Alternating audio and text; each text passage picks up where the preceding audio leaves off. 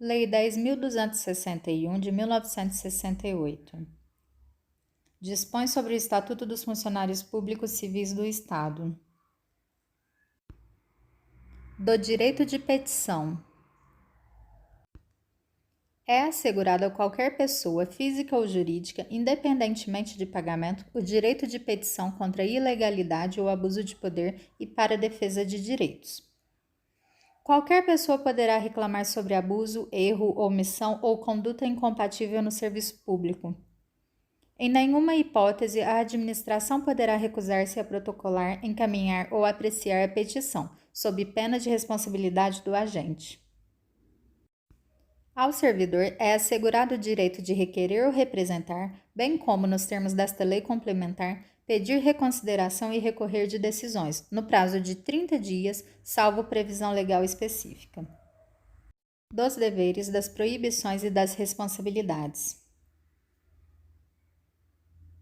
Dos deveres. São deveres do funcionário: ser assíduo e pontual, cumprir as ordens superiores, representando quando forem manifestamente ilegais, desempenhar com zelo e presteza os trabalhos de que for incumbido, guardar sigilo sobre os assuntos da repartição e especialmente sobre despachos, decisões ou providências, representar aos superiores sobre todas as irregularidades de que tiver conhecimento no exercício de suas funções, tratar com urbanidade as pessoas, residir no local onde exerce o cargo ou onde autorizado, providenciar para que esteja sempre em ordem no assentamento individual a sua declaração de família, zelar pela economia do material do Estado e pela conservação do que for confiado à sua guarda ou utilização, apresentar-se convenientemente trajado em serviço ou com uniforme determinado quando for o caso, atender prontamente, com preferência sobre qualquer outro serviço, às requisições de papéis, documentos, informações ou providências que lhe forem feitas pelas autoridades judiciárias ou administrativas, para a defesa do Estado em juízo. Cooperar e manter espírito de solidariedade com os companheiros de trabalho. Estar em dia com as leis, regulamentos, regimentos, instruções e ordens de serviço que digam respeito às suas funções. E proceder na vida pública e privada na forma que dignifique a função pública. Das proibições. Ao funcionário é proibido: retirar sem prévia permissão da autoridade competente qualquer documento ou objeto existente na repartição, entreter-se durante as horas de trabalho em palestras, leitura ou outras atividades estranhas ao serviço, deixar de comparecer ao serviço sem causa justificada, tratar de interesses particulares na repartição, promover manifestações de apreço ou desapreço dentro da repartição, ou tornar-se solidário com elas, exercer comércio entre os companheiros de serviço, promover ou subscrever listas de donativos dentro da repartição, e empregar material do serviço público em serviço particular. É proibido ainda ao funcionário fazer contratos de natureza comercial e industrial com o governo por si ou como representante de outrem, participar da gerência ou administração de empresas bancárias ou industriais ou de sociedades comerciais que mantenham relações comerciais ou administrativas com o governo do Estado, sejam por este subvencionadas ou estejam diretamente relacionadas com a finalidade da repartição ou serviço em que esteja lotado. Requerer ou promover a concessão de privilégios, garantias de juros ou outros fatores semelhantes, federais, estaduais ou municipais, exceto privilégio de invenção própria. Exercer, mesmo fora das horas de trabalho, emprego ou função em empresas, estabelecimentos ou instituições que tenham relações com o governo, em matéria que se relacione com a finalidade da repartição ou serviço em que esteja lotado. Aceitar representação de Estado estrangeiro sem autorização do Presidente da República. Comerciar ou ter parte em sociedades comerciais nas condições mencionadas no item 2 deste artigo, podendo em qualquer caso ser acionista, cotista ou comanditário. Incitar greves ou a elas aderir, ou praticar atos de sabotagem contra o serviço público. Praticar a usura. constituir-se procurador de partes ou servir de intermediário perante qualquer repartição pública, exceto quando se tratar de interesse de cônjuge ou parente até segundo grau. Receber estipêndios de firmas fornecedoras ou de entidades fiscalizadas no país ou no estrangeiro, mesmo quando estiver em missão referente à compra de material ou fiscalização de qualquer natureza. Valer-se de sua qualidade de funcionário para desempenhar atividade estranha às funções ou para lograr, direto ou indiretamente, qualquer proveito. E fundar sindicatos de funcionários ou deles fazer parte.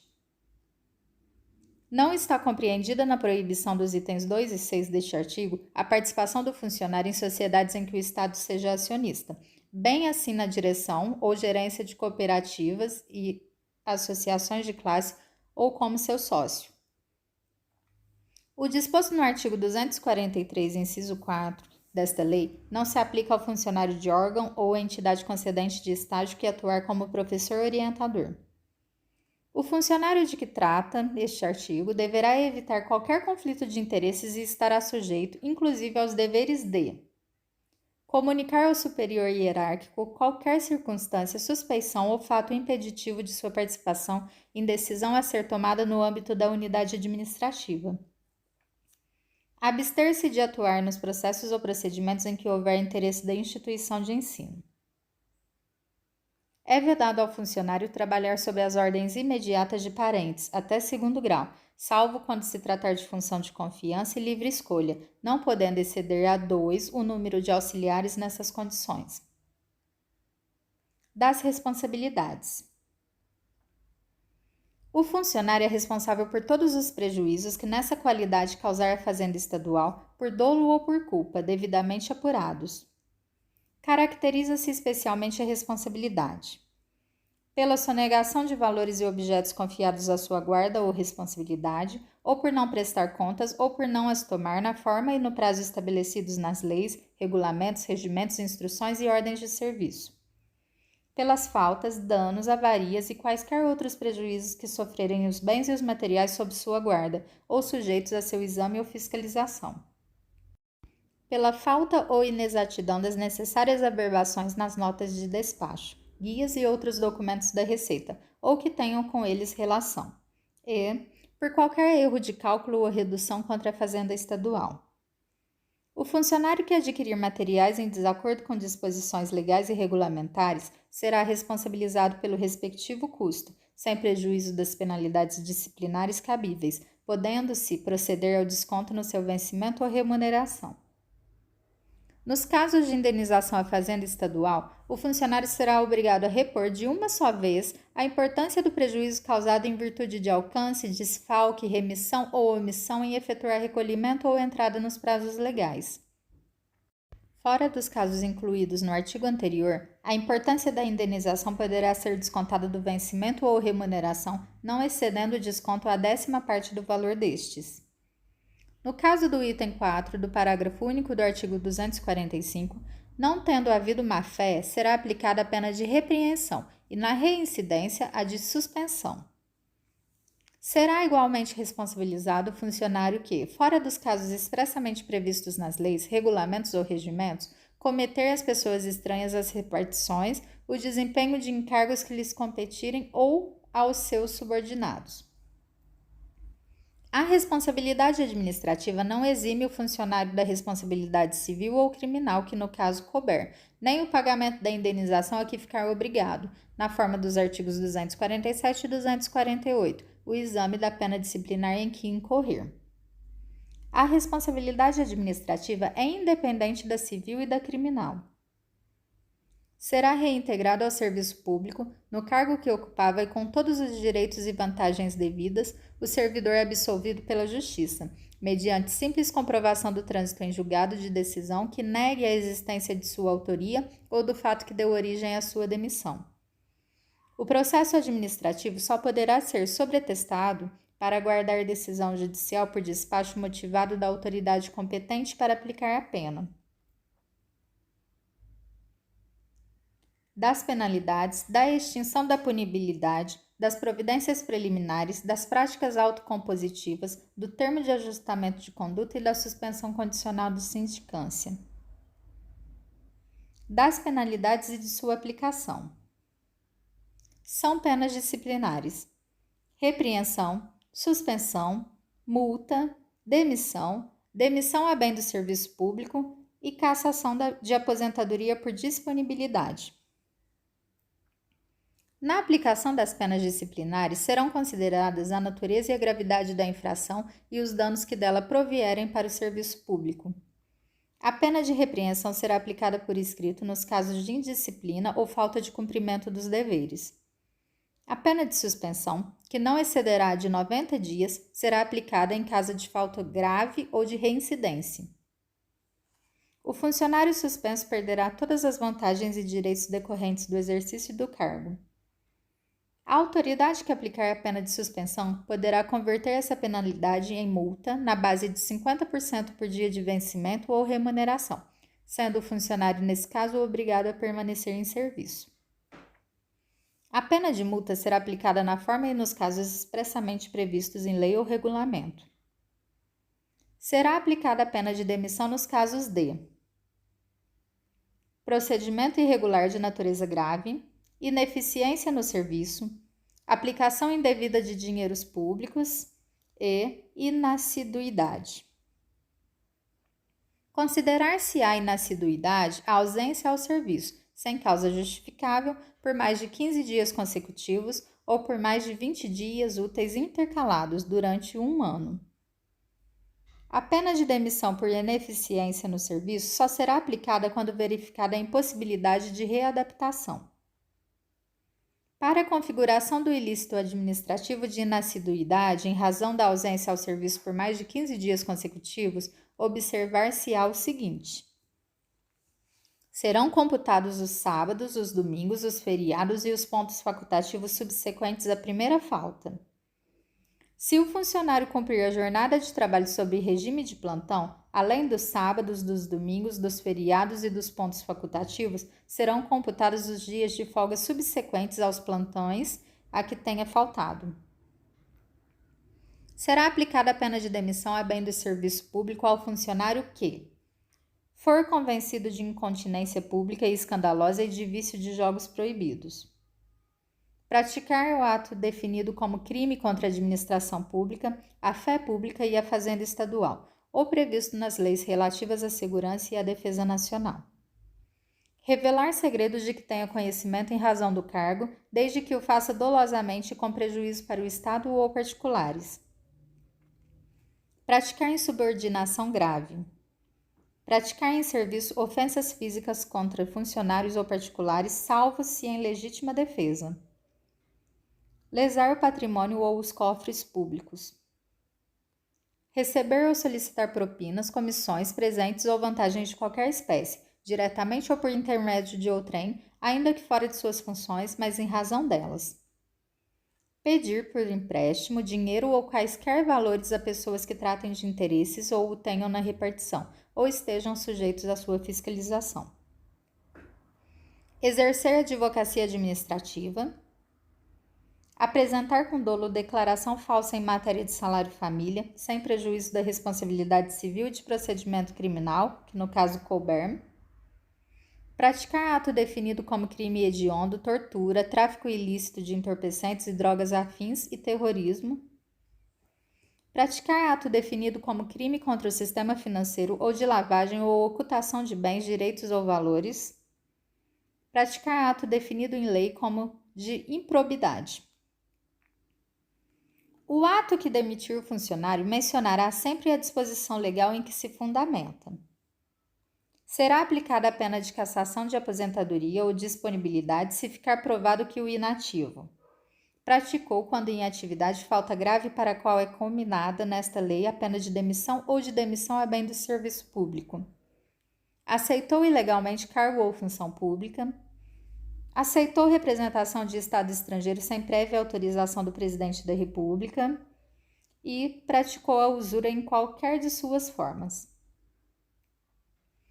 Para a aplicação das penalidades previstas no artigo 251, são competentes o governador, os secretários de Estado, o procurador-geral do Estado e o superintendente de autarquia, os chefes de gabinete até a de suspensão, Os coordenadores até a de suspensão limitada a 60 dias e os diretores de departamento e divisão até a de suspensão limitada a 30 dias.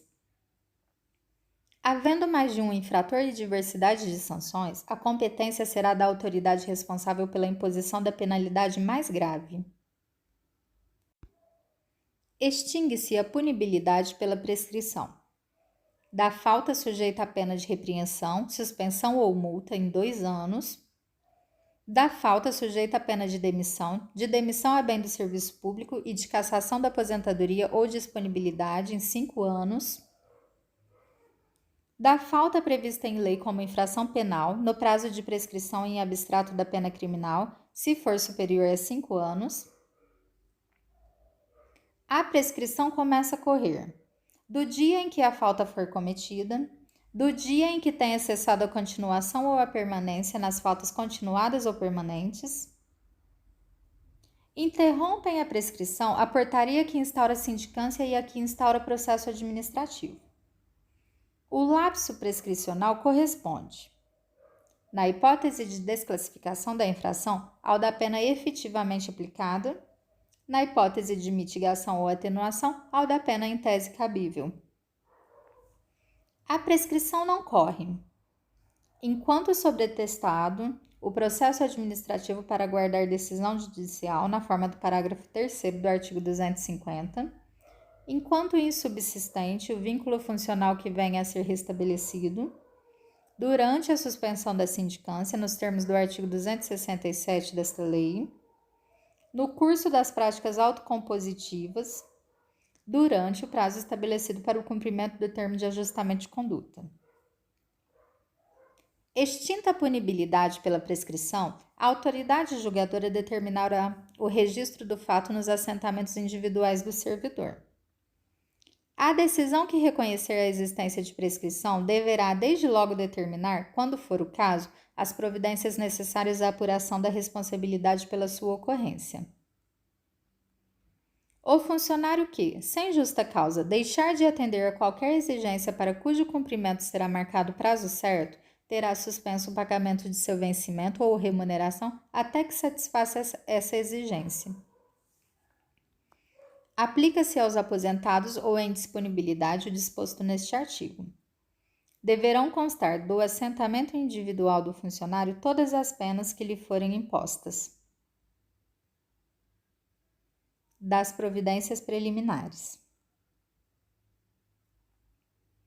A autoridade que, por qualquer meio, tiver conhecimento de irregularidade praticada por funcionário, adotará providências visando a sua imediata apuração, sem prejuízo das medidas urgentes que o interesse da administração exigir, podendo submeter o caso às práticas autocompositivas ou propor celebração de termo de ajustamento de conduta.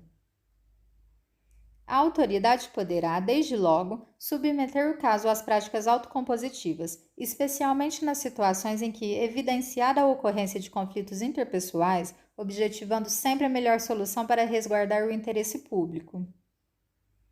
A autoridade realizará a apuração preliminar de natureza simplesmente investigativa quando a infração não estiver suficientemente caracterizada ou definida a autoria. A apuração preliminar deverá ser concluída no prazo de 30 dias. Não concluída no prazo a apuração, a autoridade deverá imediatamente encaminhar ao chefe de gabinete relatório das diligências realizadas e definir o tempo necessário para o término dos trabalhos. Ao concluir a apuração preliminar, a autoridade deverá opinar fundamentalmente pelo arquivamento ou pela instauração de sindicância ou de processo administrativo. Determinada a instauração de sindicância ou processo administrativo, ou no seu curso, havendo conveniência para a instrução ou para o serviço, poderá o chefe de gabinete, por despacho fundamentado, ordenar as seguintes providências: afastamento preventivo do servidor, quando recomendar a moralidade administrativa ou a apuração do fato, sem prejuízo de vencimentos ou vantagens, até 180 dias, prorrogáveis uma única vez por igual período. Designação do servidor acusado para o exercício de atividades exclusivamente burocráticas até a decisão final do procedimento. Recolhimento de carteira funcional, distintivo, armas e algemas. proibição do porte de armas, comparecimento obrigatório, em periodicidade a ser estabelecida para tomar ciência dos autos do procedimento.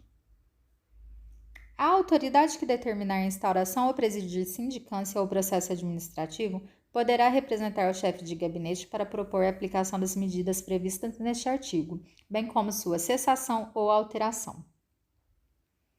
O chefe de gabinete poderá, a qualquer momento, por despacho fundamentado, fazer cessar ou alterar as medidas previstas neste artigo.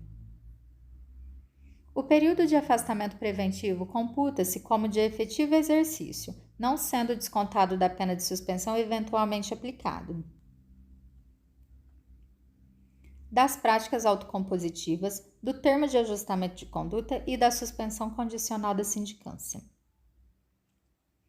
A autoridade competente para determinar a apuração de irregularidade e a instauração de sindicância ou processo administrativo e o procurador do Estado responsável por sua condução ficam autorizados, mediante despacho fundamentado, a propor as práticas autocompositivas, a celebração de termo de ajustamento de conduta, bem como a suspensão condicionada da sindicância nos termos desta lei. As práticas autocompositivas a serem regulamentadas por decreto serão orientadas pelos princípios da voluntariedade, corresponsabilidade, reparação do dano, confidencialidade, informalidade, consensualidade e celeridade, observado o seguinte: as sessões serão conduzidas por facilitador de justiça restaurativa ou mediador devidamente capacitado e realizadas em ambiente adequado que resguarde a privacidade dos participantes e a confidencialidade de suas manifestações. A participação do funcionário será voluntária e a eventual recusa não poderá ser considerada em seu desfavor. São práticas autocompositivas a mediação, a conciliação, os processos circulares e outras técnicas de justiça restaurativa. Para a aplicação das práticas autocompositivas, é necessário que as partes reconheçam os fatos essenciais, sem que isso implique a admissão de culpa em eventual sindicância ou processo administrativo. O conteúdo das sessões restaurativas é sigiloso, não podendo ser utilizado como prova em processo administrativo ou judicial. A autoridade competente para determinar a apuração de irregularidade e a instauração de sindicância ou processo administrativo e o procurador do Estado responsável por sua condução poderão, em qualquer fase, encaminhar o caso para as práticas autocompositivas mediante despacho fundamentado. O encaminhamento às práticas autocompositivas poderá ocorrer de forma alternativa ou concorrente à sindicância ou ao processo administrativo. Se o encaminhamento às práticas autocompositivas se der de forma alternativa ao procedimento disciplinar, o despacho fundamentado a que se refere este artigo suspenderá o prazo prescricional enquanto realizadas. O acordo celebrado na sessão autocompositiva será homologado pela autoridade administrativa competente para determinar a instauração da sindicância ou pelo procurador do Estado responsável por sua condução. O cumprimento do acordo celebrado na sessão autocompositiva extingue a punibilidade nos casos em que, cumulativamente, a conduta do funcionário não gerou prejuízo ao erário ou este foi integralmente reparado. Forem cabíveis, em tese, as penas de repreensão, suspensão e multa. Nos casos em que o cumprimento do acordo restaurativo não ensejar a extinção da punibilidade, tal acordo deverá ser considerado pela autoridade competente para mitigação da sanção, objetivando sempre a melhor solução para o serviço público. A extinção da punibilidade, nos termos do parágrafo 1º deste artigo, será declarada pelo chefe de gabinete, que poderá delegar esta atribuição. O termo de ajustamento de conduta é o instrumento mediante o qual o funcionário assume a responsabilidade pela irregularidade a que deu causa e compromete-se a ajustar sua conduta, bem como a observar os deveres e proibições previstos nas leis e regulamentos que regem suas atividades e reparar o dano, se houver. O termo de ajustamento de conduta poderá ser adotado nos casos de extravio ou dano a bem público que não tenham decorrido de conduta dolosa praticada pelo funcionário e terá como requisito obrigatório o integral ressarcimento do prejuízo. A celebração do termo de ajustamento de conduta poderá ser proposta pela autoridade competente para a instauração da apuração preliminar quando atendidos os seguintes requisitos relativos ao funcionário interessado: não ter agido com dolo ou má-fé, ter mais de 5 anos de efetivo exercício no cargo ou função, não ter sofrido punição de natureza disciplinar nos últimos 5 anos, não ter sindicância ou processo disciplinar em curso, não ter celebrado termo de ajustamento de conduta nos últimos 3 anos. Exclusivamente para os fins do disposto deste artigo, o termo de ajustamento de conduta será registrado nos assentos funcionais do funcionário. O termo de ajustamento de conduta será homologado pelo chefe de gabinete, mediante prévia manifestação da consultoria jurídica da Procuradoria-Geral do Estado acerca dos termos e condições estabelecidos. O chefe de gabinete poderá delegar a atribuição prevista neste artigo.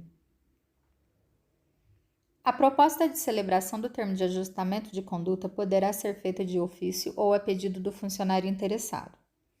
O pedido de celebração de termo de ajustamento de conduta feito pelo funcionário interessado poderá ser indeferido com base em juízo da admissibilidade que conclua pelo não cabimento da medida em relação à irregularidade a ser apurada. O termo de ajustamento de conduta deverá conter a qualificação do funcionário envolvido, a descrição precisa do fato a que se refere, as obrigações assumidas, o prazo e a forma de cumprimento das obrigações, a forma de fiscalização das obrigações assumidas. O prazo de cumprimento do termo de ajustamento de conduta não poderá ser inferior a 1, nem superior a 2 anos. O cumprimento das condições do termo de ajustamento de conduta implicará a extinção da punibilidade, que será declarada pelo chefe de gabinete. O chefe de gabinete poderá delegar a atribuição prevista neste artigo. No caso de descumprimento do termo de ajustamento de conduta ou cometimento de nova falta funcional durante o prazo de cumprimento do ajuste, a autoridade encarregada da fiscalização providenciará, se necessário, a conclusão da apuração preliminar e a submeterá à autoridade competente para deliberação. Não corre a prescrição durante o prazo fixado para o cumprimento do termo de ajustamento de conduta. Após a edição da portaria de instauração da sindicância, o procurador do Estado que a presidir poderá propor sua suspensão pelo prazo de 1 a 2 anos, desde que o funcionário tenha mais de 5 anos de exercício no cargo ou função e não registre punição de natureza disciplinar nos últimos 5 anos.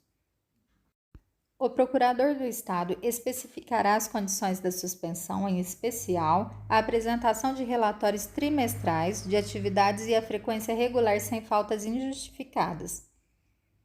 A suspensão será revogada se o beneficiário vier a ser processado por outra falta disciplinar ou se descumprir as condições estabelecidas no parágrafo 1º deste artigo, prosseguindo nesses casos o procedimento disciplinar cabível.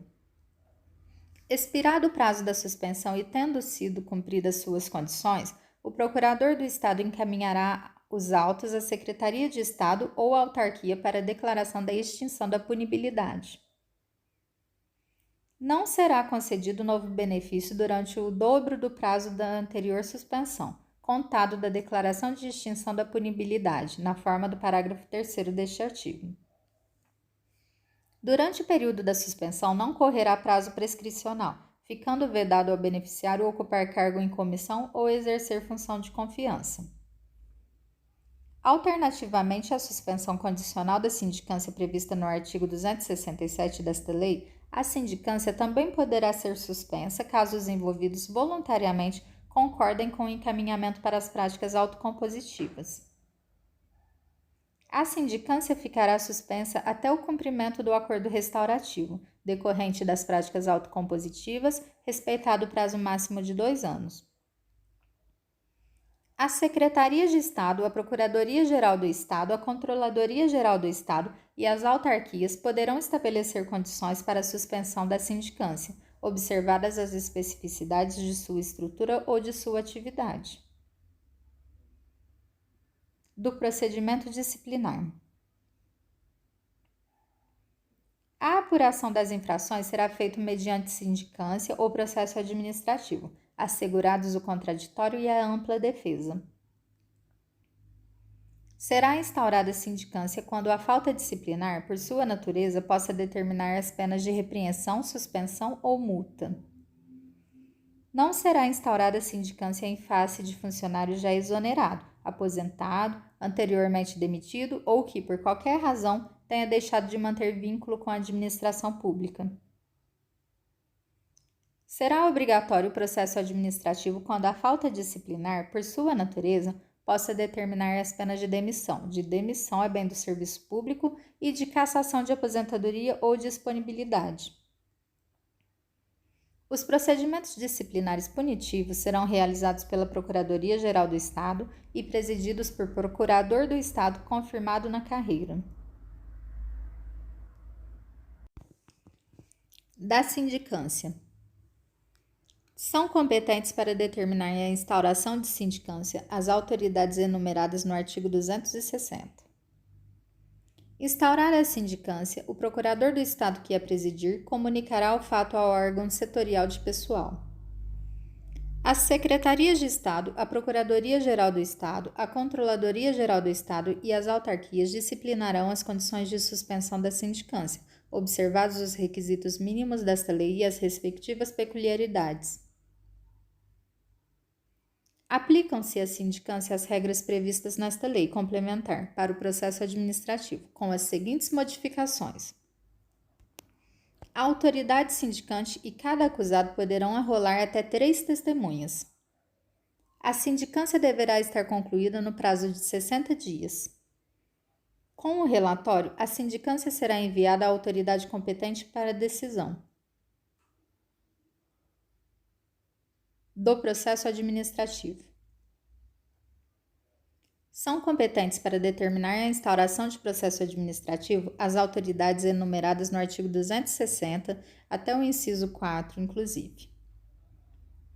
Não poderá ser encarregado da apuração nem atuar como secretário, amigo íntimo ou inimigo, parente consanguíneo ou afim, em linha reta ou colateral, até o 3º grau, inclusive, cônjuge, companheiro ou qualquer integrante do núcleo familiar do denunciante ou do acusado, bem assim o subordinado deste. A autoridade ou o funcionário designado deverão comunicar desde logo à autoridade competente o impedimento que houver. O processo administrativo deverá ser instaurado por portaria no prazo improrrogável de 8 dias do recebimento da determinação e concluído no de 90 dias da citação do acusado.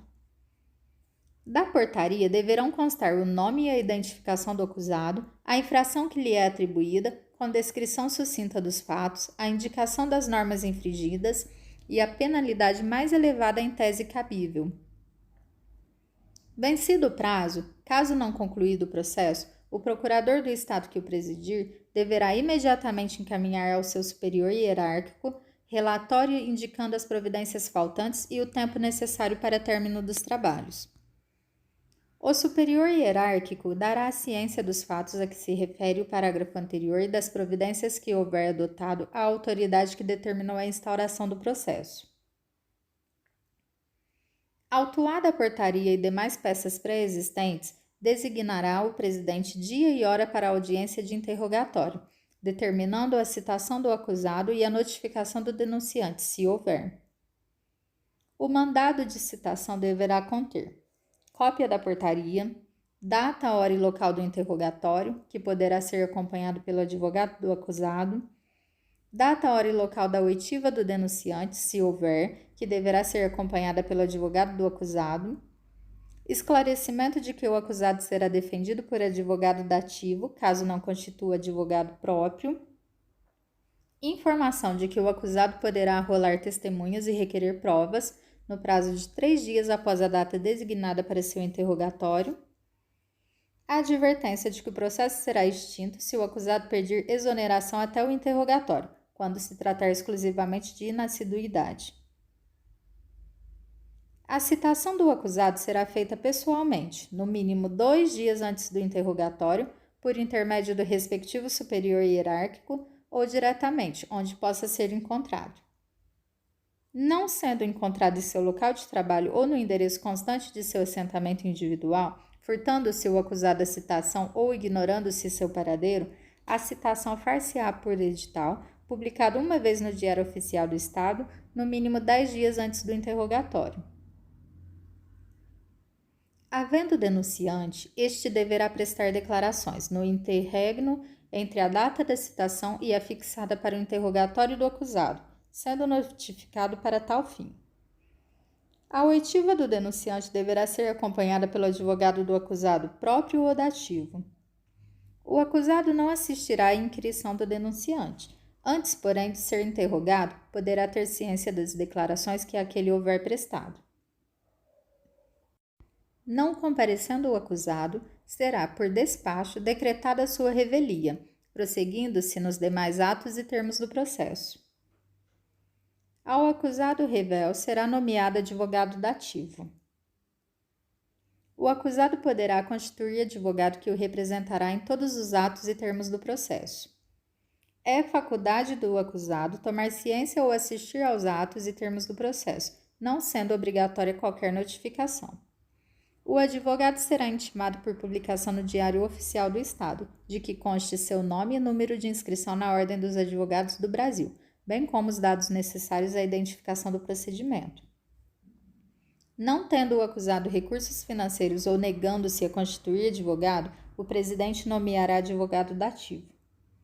O acusado poderá, a qualquer tempo, constituir advogado para prosseguir na sua defesa.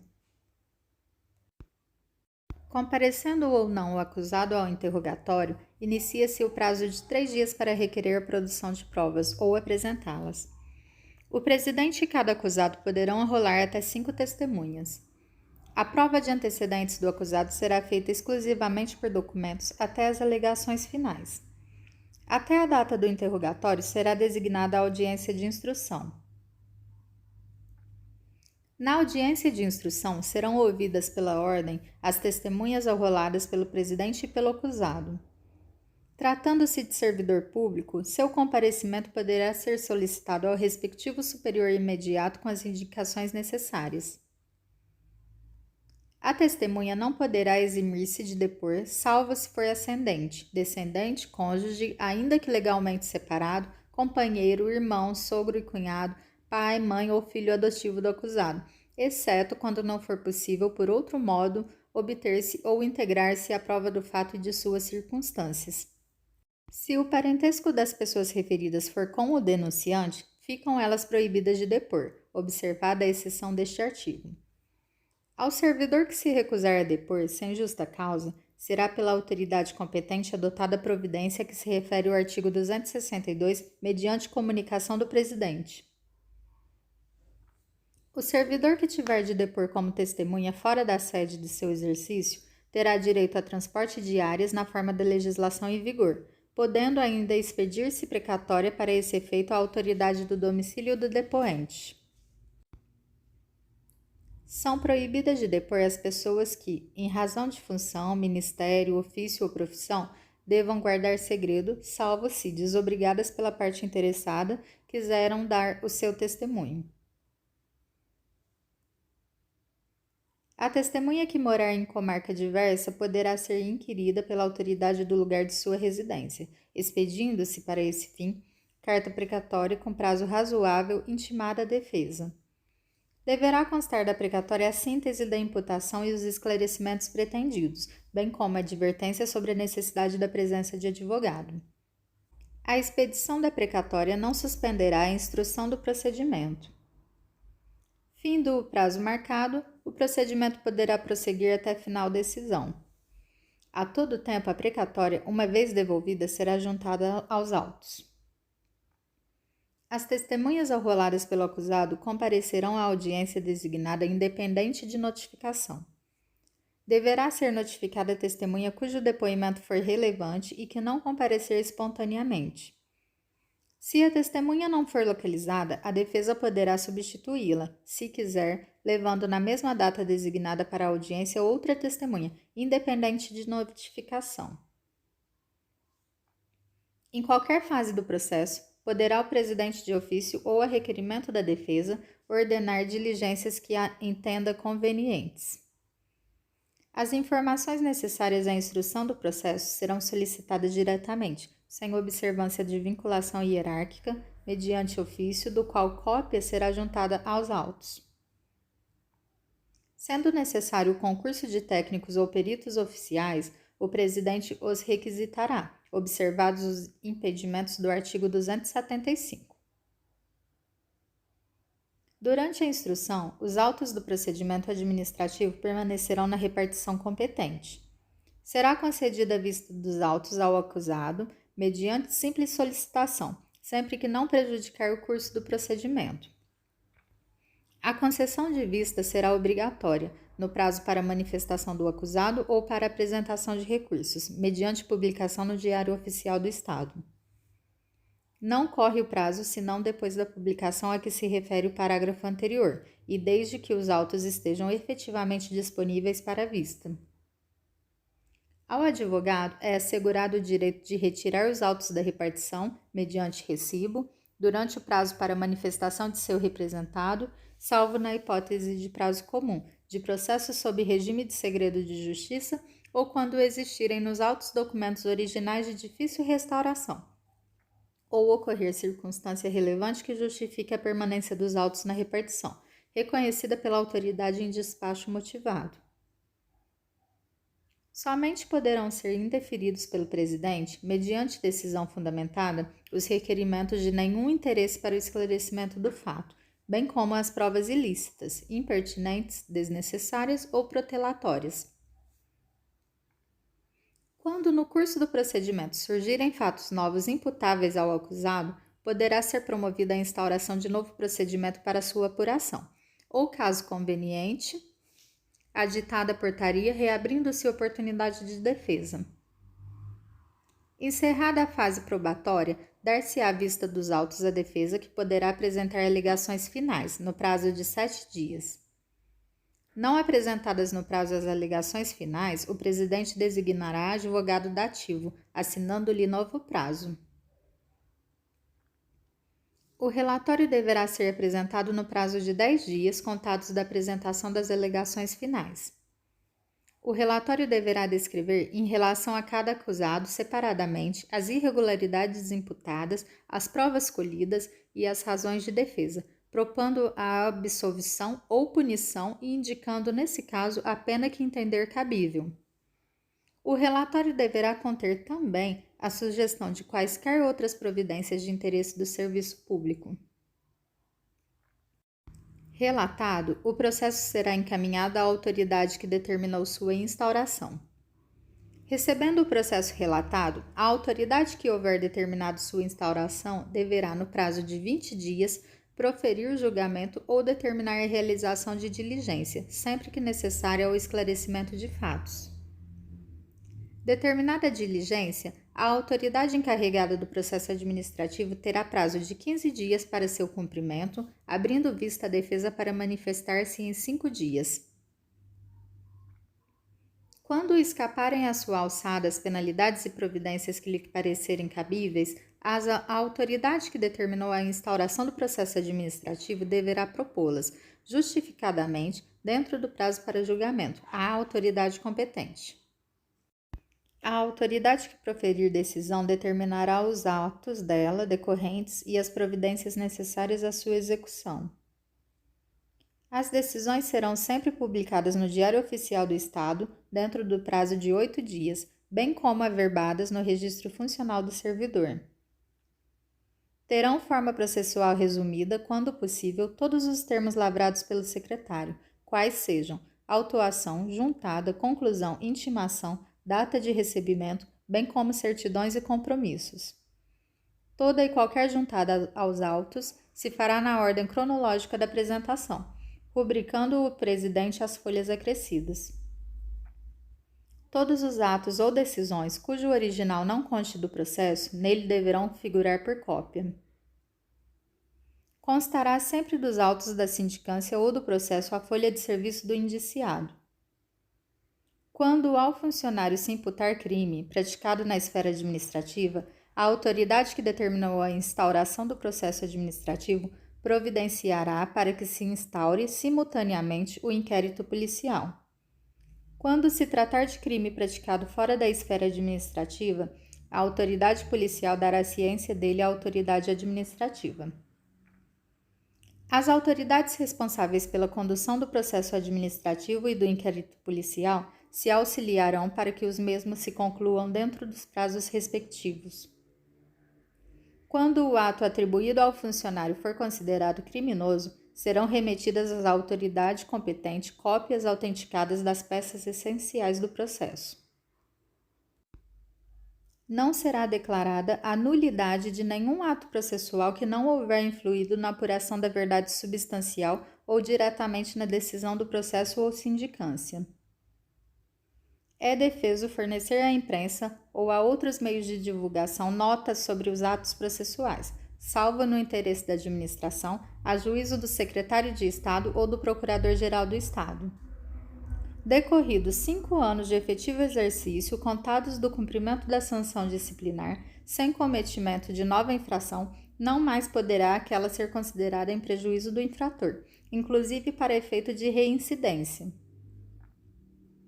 A demissão e a demissão a bem do serviço público acarretam a incompatibilidade para nova investidura em cargo, função ou emprego público, pelo prazo de 5 e 10 anos, respectivamente.